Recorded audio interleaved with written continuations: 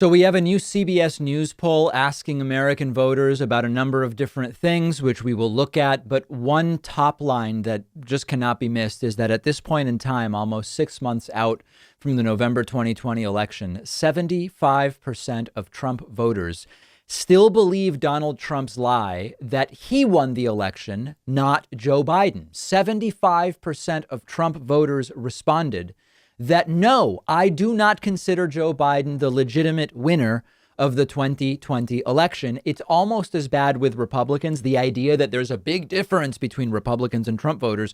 70% of Republicans overall do not believe that Joe Biden is the rightful winner of the 2020 election. If the numbers are anywhere close to this, in reality, it is another humiliating embarrassment for the country and for critical thinking in the United States. Now, what do I mean by if the numbers are close to this in reality?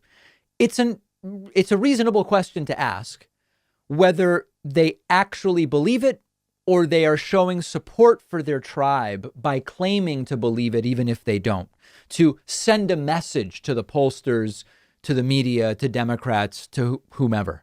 It's a very stupid message to send if that's what they're doing. But the problem is that even if they don't actually believe it, but they just say they do on polls, polling data like this can be used to justify or to feign support for all sorts of things, either by protesters or by Republican officials. So it's a problem either way. It's certainly conceivable that there are some people who say they don't believe Joe Biden won, but they kind of do, and they're just saying it for the purposes of messing with pollsters.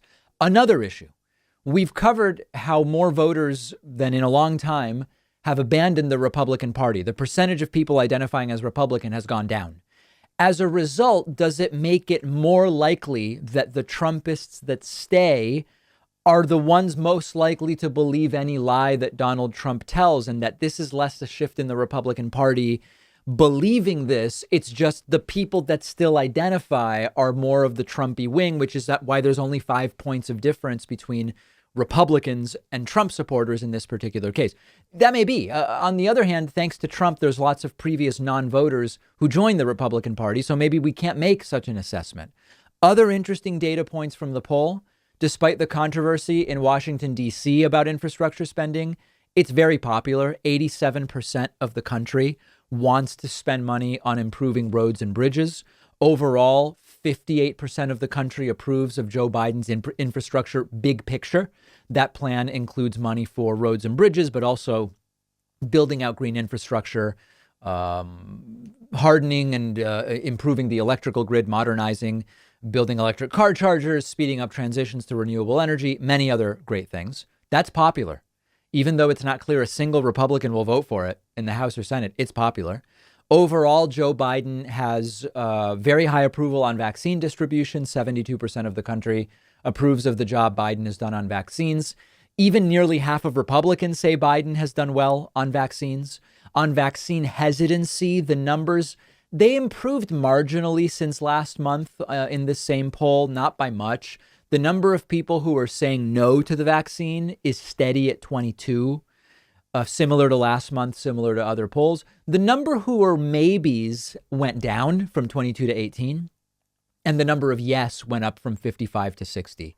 Not a massive change, just outside the margin of error. Those numbers, once we can vaccinate kids, would get us very close, if not to herd immunity. But it would obviously be far better if we could get the vaccine hesitancy down to 12 or 15%. We have a much better chance if vaccine hesitancy goes down to that degree.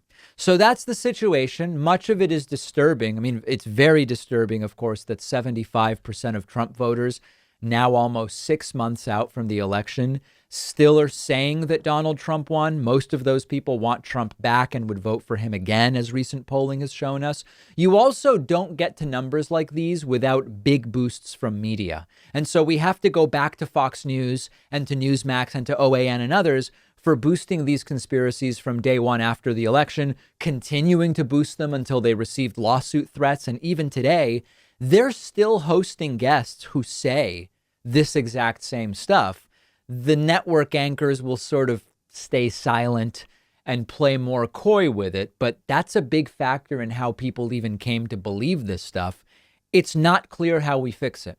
Lots of the people who still think Trump won are the same people who won't wear a mask indoors. And they're the same people who won't get a vaccine because they believe it's some kind of Democratic plot to destroy liberty, even though they also believe Trump invented the vaccine, or they think the vaccine will be used to control their minds or poison them. That's a pretty deep, you could call it a delusion or a misunderstanding of fact.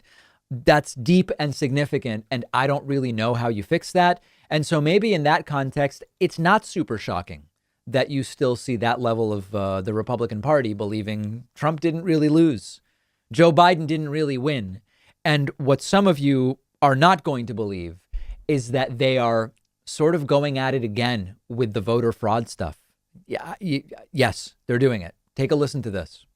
One of our sponsors today is COVID Rescue Fund. COVID Rescue Fund is helping small business owners who have lost their businesses during COVID.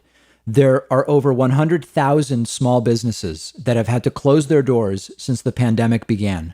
There are many organizations out there helping businesses who are still open to stay afloat, but COVID Rescue Fund is one of the few organizations working to help businesses reopen who have had to close. COVID Rescue Fund crowdsources funds to provide grants up to $100,000 for these owners to create new businesses. I would implore anyone in my audience to help COVID Rescue Fund in their mission by donating at covidrescuefund.org.